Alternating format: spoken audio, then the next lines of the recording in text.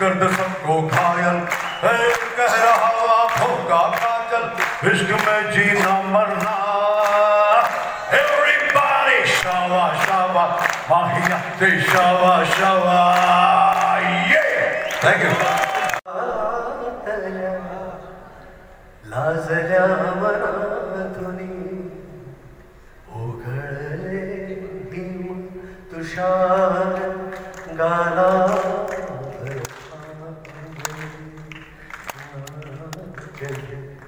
कुठे दरा मन वेळे गुंतले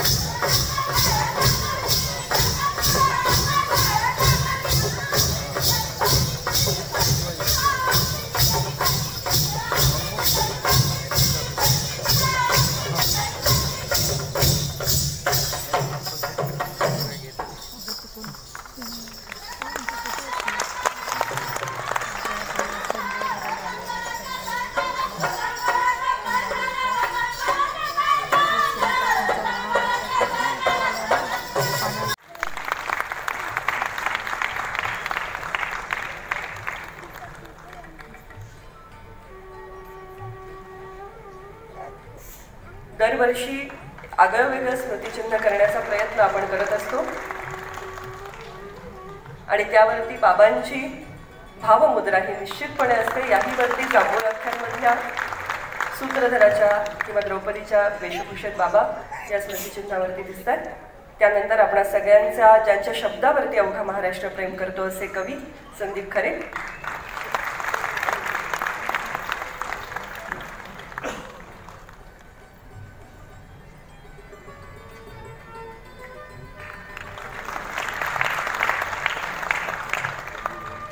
आपला महाराष्ट्र संत पंत तंतांचा महाराष्ट्र म्हणून का ओळखला जातो हे मला वाटतं आज बापू जाधवांची शाहिरी ऐकल्यानंतर आपल्या लक्षात येतं की किती सोप्या पद्धतीने समाजामध्ये प्रबोधन करता येतं। मग किती छान छोटीशी गोष्ट असेल की बायको आल्यावर आईला विसरू नको यासारखा अगदी प्रत्येक संसारात उपयोगी पडणारा मंत्र असेल किंवा तू जे काही काम करतोयस ते परमेश्वर पाहतो आहे यासारखी आपल्याला करून दिलेली जाणीव असेल। इतक्या सुंदर पद्धतीने त्यांचं सादरीकरण आपण सगळ्यांनी अनुभवलं तर जोरदार टाळ्यांच्या गजरामध्ये शाहिरांचं पुन्हा एकदा या मंचावर स्वागत करूया। शाहीर बापू जाधव, जिवंत ठेवले हे तुमचे ईश्वरी कार्य। आशाताई आणि आर.डी. बर्मन यांच्या कार्यक्रमात आपण प्लेबॅक सिंगर म्हणून जगभर दौरा केलात। चित्रपटसृष्टीतही आपला आवाज लीलया जादू करत होताच, मराठीमध्येही आपण शेकडो गाणी गायली, त्यामध्ये विशेष करून पारंपरिक आणि गणपती गीतं तसंच हृदयी वसंत फुलताना, ही दोस्ती तुटायची नाही, गंगाराम सोडून सारे बहाणे अशी अनेक गाणी आजही रसिकांच्या स्मरणात आहेत। मराठी संगीतसृष्टीची ही सेवा करून आपण कृतकृत्य झाला असाल याबद्दल आमच्या मनात शंकाच नाही। जवळपास 15 अभिनेत्यांचे आवाज आपल्या जादुई स्वरयंत्रातून आश्चर्याचे, विस्मयाचे, कौतुकाचे नवनवे प्रतिसाद मिळवत असतात। सुदेशी शतकाचे महानायक अमिताभजी यांचा आवाज ही तुमची खासियत आणि या आवाजाला कुठल्याही नकलेचं स्वरूप येऊ न देता ते सादर करणं हे आव्हान। आपण एका स्नेहसंमेलनात अमर अकबर अँथनी मधील बच्चनजींचा एक गंभीर आवाज सादर केला आणि केवळ कानच नव्हे तर उपस्थितांचं मनही जिंकलं। बच्चनजींचा तो मंत्रमुग्ध आवाज, विशिष्ट लगप, गंभीरतेच्या अज्ञात डोहातून येणारे ध्वनी तरंग, खुद्द बच्चनजींचाही विश्वास बसणार नाही असं त्यांच्या आवाजाचं हे प्रतिरूप। केवळ संवादच नाहीत तर त्यांनी गायले आहेत असे वाटणारी हम मधील चुम्मा चुम्मा दे दे किंवा शावा शावा यासारखा आवाज, विश्वास बसत नाही की अमिताभजी गात नाहीयेत। सुदेश भोसले नावाचा चमत्कार आहे हा। राजकुमार, मिथुन चक्रवर्ती, सुनील दत्त, अशोक कुमार, ओम प्रकाश, विनोद खन्ना या दिग्गजांचे आवाज, अनेक आवाजातली गाणी, संगीताची उपजत जाणीव, कलासक्त, विनम्र आणि हरहुन्नरी स्वभाव, सगळंच अद्भुत। देश तसा वेश असं म्हणतात, पण तुम्ही देश तसा सुदेश आहात। आवाजाला ईश्वरी दान मानून वेश बदलावा तसा आवाज बदलत जाता, बदलत नाही तो तुमच्या अंतर्मनाचा आवाज, जो रसिकांसाठी सदैव समर्पित राहिला आहे. तुमच्या संगीत कारकिर्दीच्या योगदानाबद्दल हा लोकशाहीर विठ्ठल उमप फाउंडेशनचा 2023 सालचा मृदगंध पार्श्वगायक पुरस्कार आपणास सन्मानपूर्वक प्रदान करत आहोत. आपल्याला दीर्घायुष्य, सांगीतिक चिरंतनता आणि सुख समृद्धी लाभावी ही प्रार्थना. मी आदरणीय नीलमताई गोरे यांना विनंती करते की आपण सुदेशजींना सन्मानित करावं. उदयजी, आपल्यालाही विनंती आहे.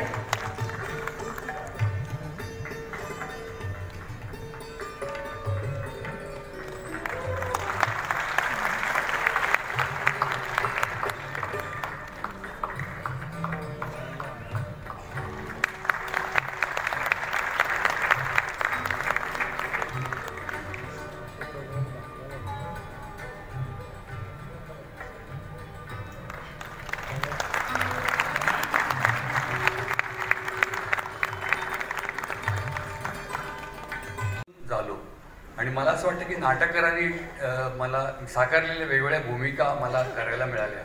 तेंडुलकरांपासून मतकरींपर्यंत पु ल देशपांडे, कानेटकर वगैरे.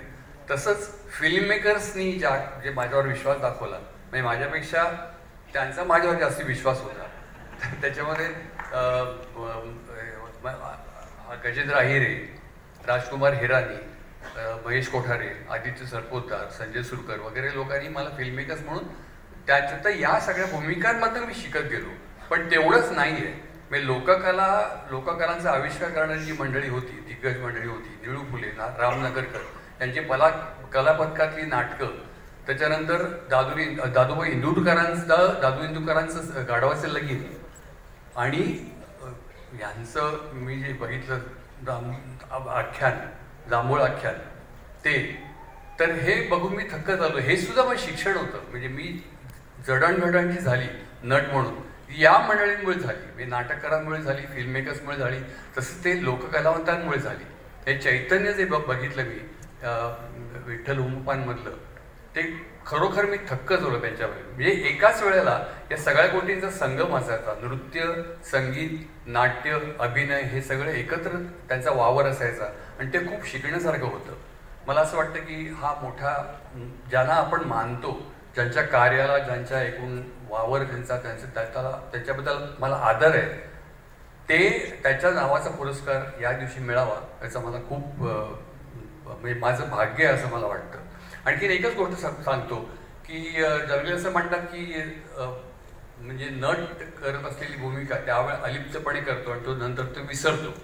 पण कधी नट म्हणून तुम्ही करत असलेल्या भूमिकेचा माणूस म्हणून तुमच्यावर परिणाम होऊ शकतो. मगाशी सेमेराने जे उल्लेख केले 2 कलाकृतींचे, चौकट राजा, त्याच्यानंतर नाती गोती, हे नाटक होतं. मतिमंद मुलाचा बाप होतो, चौकट राजामध्ये मतिमंद मुलगा होतो. तसंच रात्र आरंभमध्ये दुभंग व्यक्तिमत्वाचं व्यक्तिमत्व होतं आणि वा गुरुमध्ये मोटर न्यूरॉन डिसीज झालेला व्हीलचेअरवरचा प्रोफेसर होतं. तर या सगळ्या गोष्टींचा कुठेतरी माणूस म्हणून एक तुमच्यावर परिणाम होत जातो. करताना होत नाही, पण त्या भूमिका केल्यामुळे होतो आणि मग संस्थांशी संबंध येतो. मला असं वाटतं की हा माणुसकीचा ओलावा तुमच्यामध्ये आर्टिस्ट म्हणून सुद्धा ही सेन्सिटिव्हिटी जर जागरूक असेल तिथे व्हायला हवी. तुम्ही फक्त कोरडे नट राहाल, माणूस राहणार नाही. तर मला भाग्य वाटतं की जसं मी म्हटलं की या विठ्ठल उमपांसारख्या कलाकारांनी मला एक चैतन्याचं एक शिक्षण दिलं, कसा वावर असावा आणि मुख्य म्हणजे प्रेक्षकांशी संवाद कसा साधावा हे त्यांनी शिकवलं. ती त्यांची जादू होती, किमया होती. तर ती शिकवलं मी कसं संवाद साधावा प्रत्येक प्रेक्षक.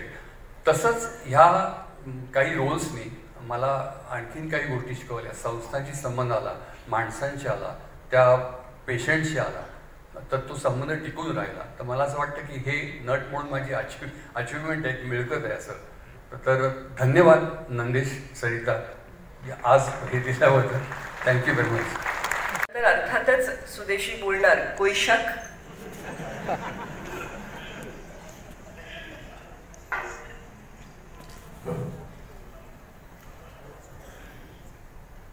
मुद्दाम काढलं तर मंचावर जमलेल्या सर्व सन्मान्य मूर्तींना नमस्कार, सर्व दिग्गज कलाकारांना नमस्कार. तारीफ एवढी केली की गळा सुटला, मी पाणी प्यायलो होतं. आणि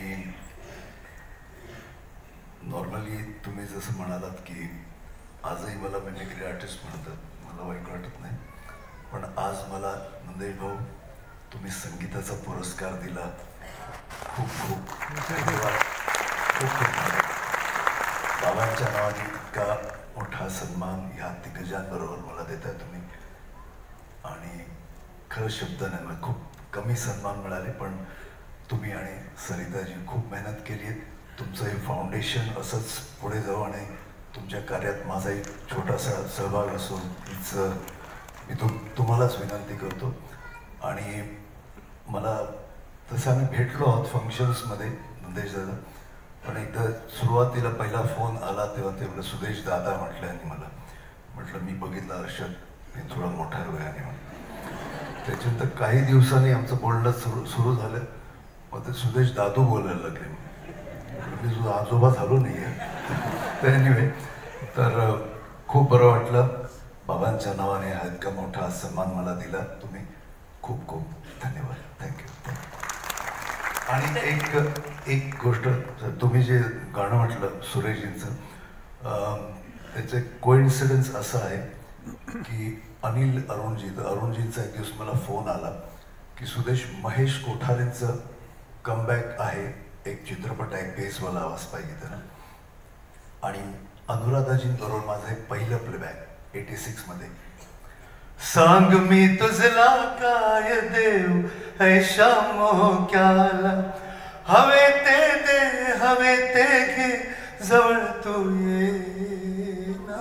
सांग मी तुझला काय देव ऐशा मोक्याला, त्या चित्रपटात आहे. आणि कोइन्सिडन्स असा की अनुराधाजींचं पहिलं प्लेबॅक माझं अनुराधाजींबरोबर झालं.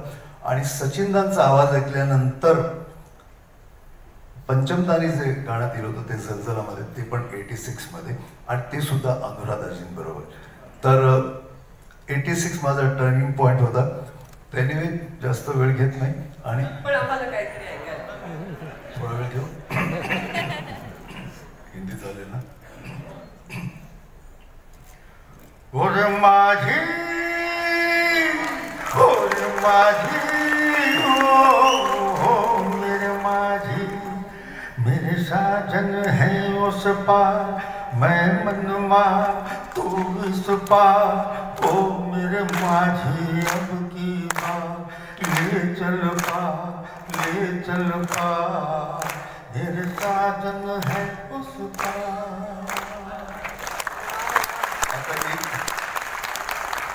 आम्ही मस्करीत म्हणतो की मैंने और कविता जी ने 33 साल पहले गीत गाया था. गाया हमने, लिया उन्होंने, चुम्मा. एनिवे, आता कळलंय, अजून मोठी व्हायची.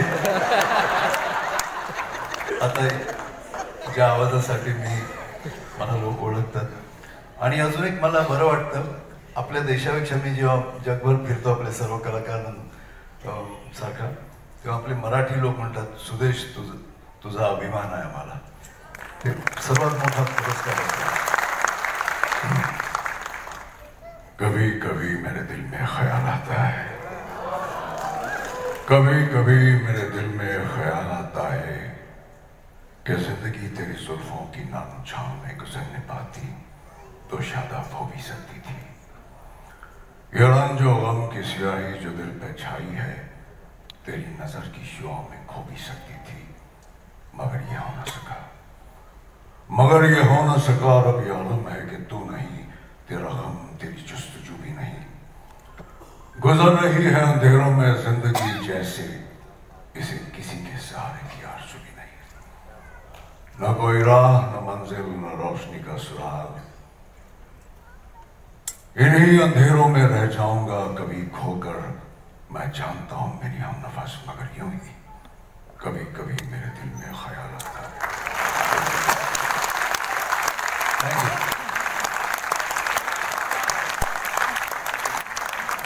आपण एक मानपत्र, आणि तेही फार आगळ्यावेगळ्या स्वरूपात देत असतो. ही कल्पना दादाची आहे, नंदेश मोप यांची आहे. डफावरती, शाहिरी परंपरेचं प्रतीक असलेला जो डफ आहे, त्या डफावरती हे मानपत्र कोरलं जातं आणि ते कलावंतांच्या हाती आपण देत असतो. तर त्या मानपत्राचं वाचन प्रत्येक पुरस्काराआधी मी करणार आहे. केतकीसाठीचं हे मानपत्र. केतकी, तू बसून ऐकलंस तरी चालेल. केतकी माटेगावकर. ज्या घरात संगीताचा देभारा उजळत असतो त्या घरात स्वरांचा गाभारा उजळणारे कंठ निसर्गतः जन्म घेतात. संगीताचा वारसा हे केतकीच्या उमललेल्या जीवनाचंच बीज. आपली आई सुवर्णताई माटेगावकर यांचा गाता गळा आणि पिताश्री श्री पराग माटेगावकर यांच्या स्वरबोलीने केतकीवर संगीत संस्कार तर झालेच, पण गाण्याची ही भाषा बोल बोबडे असतानाच समजू लागली. सारेगमप लिटिल चॅम्प्सच्या गाण्यातून केतकी माटेगावकर हे नाव उजळलं आणि तुमचा असा एक चाहता वर्ग तयार झाला. केतकी, शाळा या चित्रपटातून अभिनयाकडे वळलात आपण. जाणत्या वयाचा उंबरठा, भावनांची वादळ, शालेय वयातील अल्लडपणा, डोळ्यातली स्वप्न हे सर्व या चित्रपटात आहे. आणि तुमच्या त्या भूमिकेने, अभिनयानं तुमचं चित्रपट क्षेत्रातील भविष्य उज्ज्वल केलं. आरोही, गोष्ट तिघांची या सामाजिक आशय असणाऱ्या चित्रपटात दिग्गज कलाकारांसोबत अभिनय करण्याची संधी मिळाली. पाठोपाठ तानी हाही चित्रपट तुमच्या भावार्थ अभिनयाची ओळख स्पष्ट करणारा ठरला. 2012 साली आपल्याला मराठी इंटरनॅशनल फिल्म अँड थिएटरचा सर्वोत्कृष्ट अभिनेत्री पुरस्कार मिळाला. काकस्पर्श या चित्रपटात सक्षम अभिनयासाठी आणि आपल्या कौशल्याला सर्वाधिक दाद मिळाली ती टाइमपास या गाजलेल्या चित्रपटाद्वारे. प्रथमेश परब सोबत आपला अभिनय प्रेक्षक तरुणाईला वेड लावून गेला. फुंतरू या चित्रपटात आणि त्यानंतरही आपली कारकीर्द यशाकडे झेपावते आहे. संगीताचे स्वर पाठ सोडत नसतात आणि अभिनयासाठी चेहऱ्याला जरी मेकअप करावा लागला तरी कंठांना स्वराचे रंग लागतात. संगीत दिग्दर्शक म्हणून तुम्ही अभंगांनाही चाल दिलीत आणि भक्तीचा रंग उंजळीत भरलात. प्रिय करा या संस्कृत गीताने तर आपल्या विलक्षण आवाजाची निराळीच ओळख झाली. ट्रिनिटी स्कूल ऑफ लंडनच्या 8ही चाचण्या उत्तीर्ण झालेल्या तुम्ही वेस्टर्न म्युझिकमध्येही तितक्याच अभ्यासू राहिलात. अनेक पुरस्कार, शिष्यवृत्ती, मान सन्मान मिळाले. रसिकांच्या मनात केतकीचा सुगंध मृद्गंध बनला. शास्त्रीय संगीत, रागदारी, भक्तिगीत, भावगीत यामध्ये केतकीच्या स्वरी नाचला ग मोर असं अनुभवायला आम्हाला मिळतं आहे. आपल्या संगीत अभिनयाच्या वाटचालीत या कारकिर्दीबद्दल आपल्याला अनेक सदिच्छांसह लोकशाहीर विठ्ठल उमप फाउंडेशनचा 2023 सालचा हा मृद्गंध नवोन्मेष प्रतिभा पुरस्कार सन्मानपूर्वक प्रदान करत आहोत.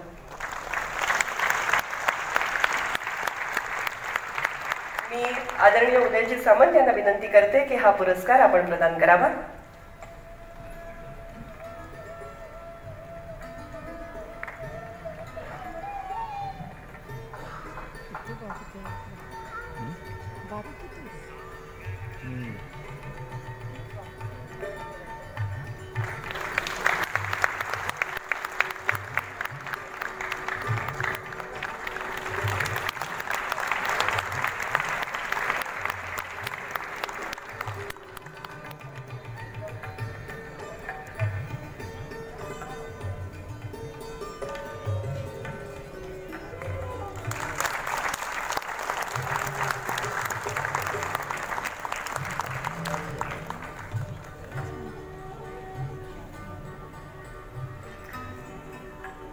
अभिनंदन केतकी.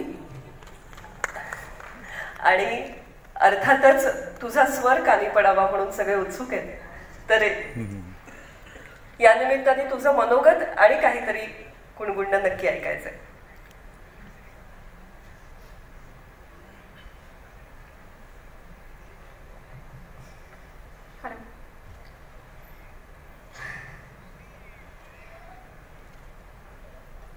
रंगमंचावर उपस्थित सर्व मान्यवर, सर्व दिग्गज पुरस्कार्थी आणि सर्व रसिक प्रेक्षकांना नमस्कार.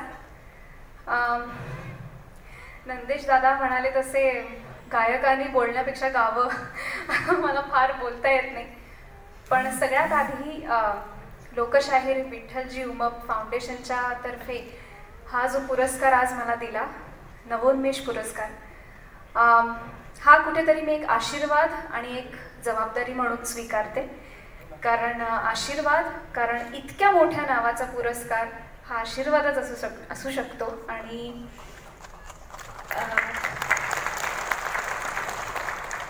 आणि जबाबदारी ह्या करता की जेव्हा मोठे आशीर्वाद देतात त्याबरोबर ते आपल्याला एक नेहमी, जसे माझे आजोबा मला आशीर्वाद देताना म्हणायचे की हां मोठी हो आणि आता हे कर. म्हणून मग ती जबाबदारी की माझ्या गुरूंनी मला नेहमी सांगितलंय की गायकाकडे जेव्हा 7 स्वर असतात तर 108 मळ्यांची जी माळ असते त्याच्यापेक्षा 7 स्वरांनी परमेश्वरापर्यंत आपण पोहोचू शकतो. पण ह्याच बरोबर आज मला ही जबाबदारी वाटते की त्या 7 स्वरांनी लोकांसाठी, जनकल्याणासाठी अजून काय काय करता येऊ शकतं हा विचार आता ह्या पुढे करावासा वाटतोय आणि नक्कीच मी तो करेन.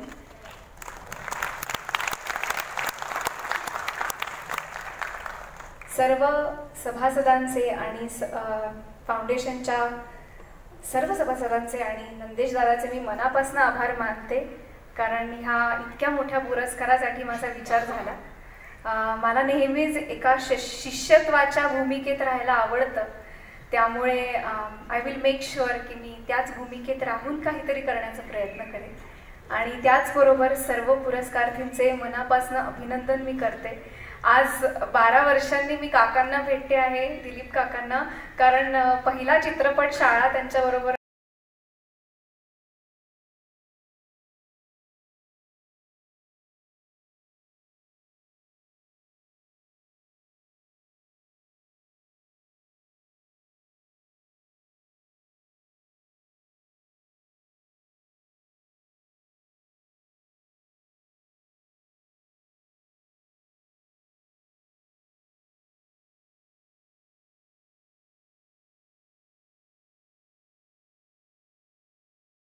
आप देख रहे हैं मुंबई तक इंडिया टीवी न्यूज सच के साथ हमेशा।